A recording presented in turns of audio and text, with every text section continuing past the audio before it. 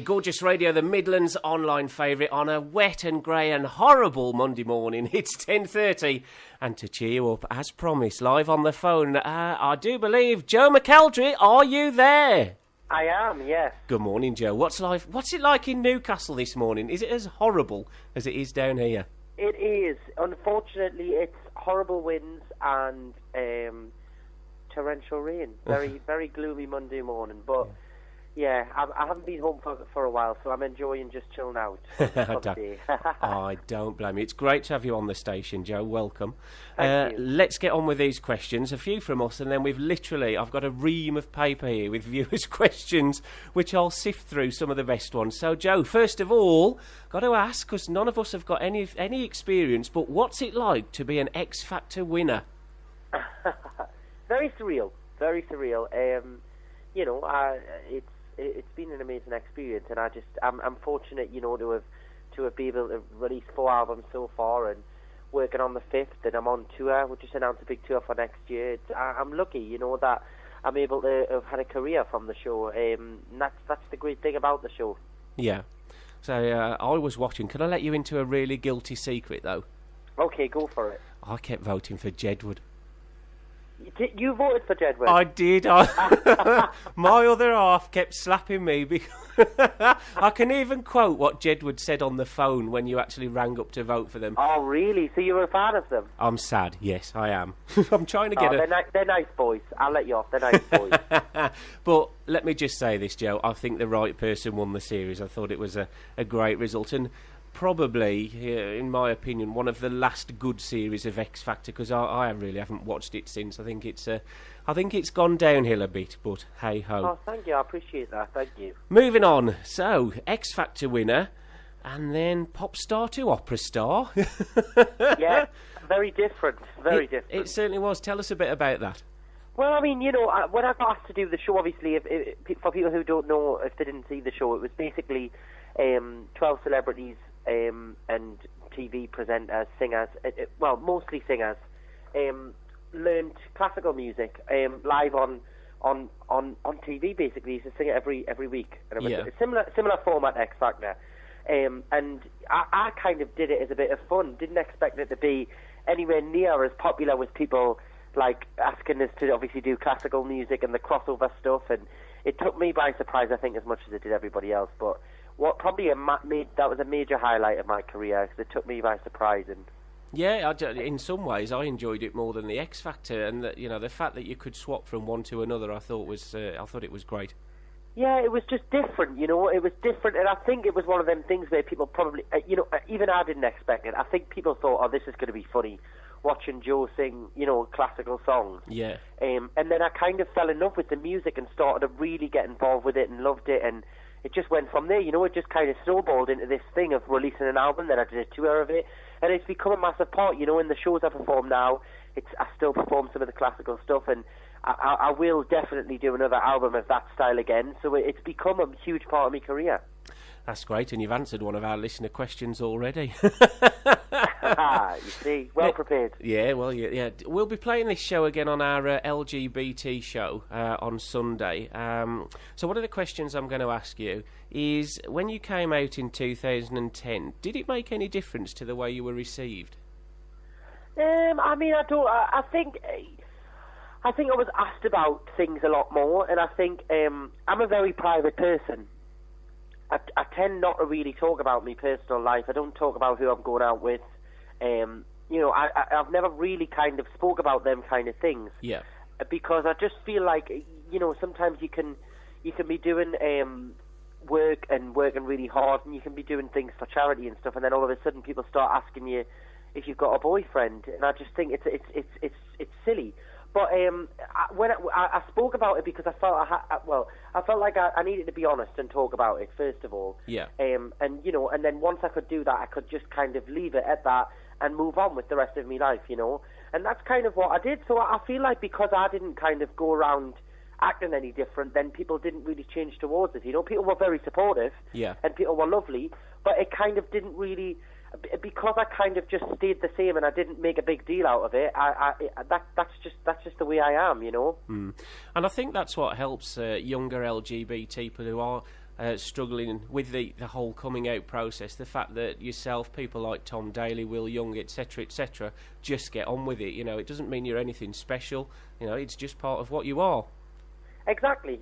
You know, and when I say I just get on with it, it's not about being ashamed of it or anything like that. It's just about, you know, you speak about it, you know, and you let everybody know you're honest, and you show an example, and then you know, you get on with the rest of your life and happily ever after, hopefully. Yeah. Well, thanks for that. Right, on to questions from our listeners then. Obviously, you completed your Set Your Soul Alive tour. Yeah. Now, you've got a new tour coming up, Evolution.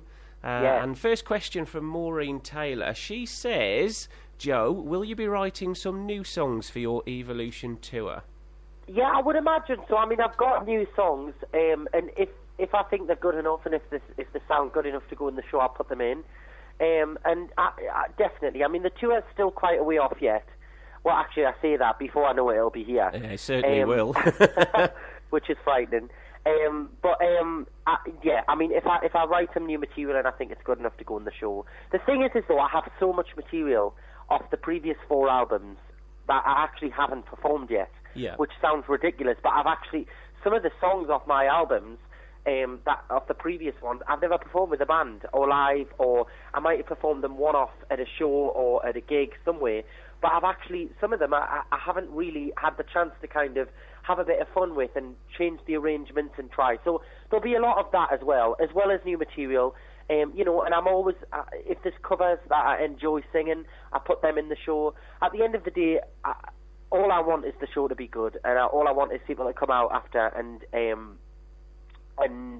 say that was a brilliant show. So that comes down to song choices. So if it's a cover and it's a great song, it goes in. If it's an original and it's a great song, it goes in. And if it's a song off the album and I think it will be received well, then I put it in the show. You know, that's pretty much as plain and simple as how I put the show together. Okay, thank you very much. So we've got another question here. Will you still be including, now I don't know what this is, Jukebox Joe in your Evolution tour? Can you tell us what that is, and will you be including it? Well, Jukebox Joe came about a year and a half or 2 years ago, where basically there's a certain section of the show for about 10-15 minutes. We kind of turn all the lights on in the venue, and the audience become the decider of any song we sing. So they can put their hand up, they can shout a song out, they can write it down, and basically me and the band like busk it. It's not rehearsed. If they suggest a song, I sing a bit of it, and we get the audience to join in. It's a really kind of huge part of the show now. Uh-huh. And I tried it out at first and thought this is going to be a disaster and it wouldn't work. Yeah. But I thought I'm going to try it and see what happens. And it's become like a huge highlight of the show for me, for the band, and for the audience as well, because they really get involved, and it's their opportunity to hear songs that we might not necessarily be performing in the set, and they get like a 30-second snippet of every song that they want to hear. It's amazing. Okay, I can't wait for your Wolverhampton gig. I'm going to be there shouting out. Oh, you wait to see which song I suggest. Oh, I'm not cruel like that, I am really. Joe, a question from Mona. Who created the name Evolution for your tour? Well, we came up with quite a few names, and it was quite difficult actually, because Set Your Soul Alive was which is the tour I'm on at the minute. Set Your Soul Alive was such a kind of, like, I suppose, like a positive, uplifting name. And obviously it was named after one of the songs that I'd written. I wanted to kind of come up with another name that could kind of tell a bit of a story. And I thought, I've kind of evolved over the past 5 years, like from being a little teenager on X Factor, and then I've had many experiences, highlights, low times. And my music's changed over the past 5 years, massively, from pop to classical to I did a lot of songwriting.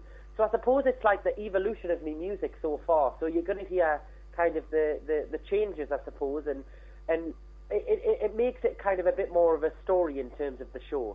So it gives me a lot of kind of creative kind of ideas of how I'm going to kind of put the songs across. So it's I'm looking forward to it. It means I can play around with the show a bit. Okay, great. Paula the Exiled Scouser, moving on from that, says, Joe, do you see your future in rock and pop, classical, or musical theatre? And will there come a time when you'll stop trying to... What does it say? Give up trying to please the fans and concentrate on one genre. She says hopefully not, as she loves everything. Yeah, I mean, this sounds weird, but I genuinely perform songs that I like and music that I like, because I feel it's important. So whatever you see in the show, I don't I wouldn't perform it if I didn't like it, and if I didn't enjoy performing it, it wouldn't be in the show, because you built it. I'm one of these people, I can't really fake it very well. I can, and you could probably tell if I didn't like a song when I was singing it. Yeah. So when I don't really want to just do one genre, There'll be points in my career where I have to, and I have to do a certain type and concentrate on it for that era of the album. But I'll always incorporate it all in, and that doesn't mean that I won't do a show. I could possibly do a show of just all pop, a show of all classical, and that's fine. But they'll always be a part of the whole career. There might be snapshots where it's just that type. Yeah. But across the spectrum, it'll be all included. Okay. Bob notes in Walsall, he says he's a great admirer of yourself. But do you feel, Joe, that the promoters and press have not been as helpful with the sale of your CDs as other talents such as One Direction? The promoters and press in the sense of, like, the newspapers? I would assume so. Well, you can't really compare me to One Direction, because One Direction are a huge, phenomena, first of all. You are as well, Joe. No, they're a boy band. It's a totally different market. It's a different demographic, and it's not something that that you like. I want to go and start discussing on radio, because it's just not. It's the public don't need to know about all of them kind of things. I get up and sing, and they see the nice side of it. That's fine. Yeah. Okay. Michelle says Joe's the best live performer around. There you go. His Set Your Soul Alive tour was spectacular, and can't wait for your Evolution tour and Wolverhampton show. So thanks to Michelle for that one. Thank you, that's lovely, thank you. Another one, what's your favourite song to sing? That changes all the time. I did a Spanish version of Unbreak My Heart on the show that I've just finished. Yeah. Well, that I'm finishing up this year. And that was I loved that. That was a bit of a highlight for the show for me. Yeah. Really enjoyed singing it. It was just different. And I think because the audience didn't really expect it as well, it kind of took them by surprise, which is exciting for us, when we're performing. So that was probably a highlight this year. It changes, I love a song where I can just literally stand and sing like my absolute heart out, with just piano and stripped back. I love a ballad with big drums in, and then I love to be able to do choreography and dance. So it changes all the time. Yeah. Okay. A couple more questions then. One's back to this Jukebox Joe thing, which is obviously popular. The question is, if you were at someone else's concert, what Jukebox Joe song would you want them to sing, and who would it be that you'd want to sing it? Oh, God. That's a difficult question. You see, we've got clever listeners. That's a very difficult question, because obviously it's based on who you're going to see. So yeah. I'm not sure. I think I think what I enjoy doing is singing songs that people don't expect me to be able to sing, And sometimes, if something really tests me and I have to, kind of busk it on the spot, I enjoy that challenge a little bit. So I probably think of a challenging song depending on the artist. Yeah, yeah. So when I stand up and say, can you sing Jedward's Ghostbusters, are you going to throw me out? I love a challenge, so go for it. Don't we all? Joe, one final question. This comes from Sue Rogers. Joe's achieved an awful lot in the last 5 years, but what 5 things would be on his things to do before I'm 30 list? Things to do before I'm 30? Oh, my God. Let me think. I don't know, I'd like to do a lot more travelling. I'd like to see the world a little bit more, with me music and, on a personal level as well. Yeah. So I'd like to work abroad and stuff, and also have a little look around, when I'm not working. Because people say, it's great to be able to take your music to different countries, but to be pretty honest, I travel all over the place, and you never get the chance to see anywhere. Yeah. Because you're always on stage or promoting or whatever. So probably travelling. I'd like to Right, okay, so before I'm 30, I'd probably like to do at least another 3 albums, I would say. Yeah. And what else? Oh, just enjoy life, and have fun. I'll say that. I think that's a very good answer. Joe, it's been great to talk to you on the show. We'll see you in Wolverhampton next year. Yes, Can't I wait look for forward that. to it. I'm going to arm myself with lots of Jukebox Joe requests. So do it, get them written down. Be prepared, because I will plant people everywhere. No, I'm only joking. Joe, fantastic to speak to you. We wish you all the best in all parts of your life, all the success in the world, and thanks for talking to us here on Gorgeous Radio. Pleasure. Thank you very much. Thank you, Joe.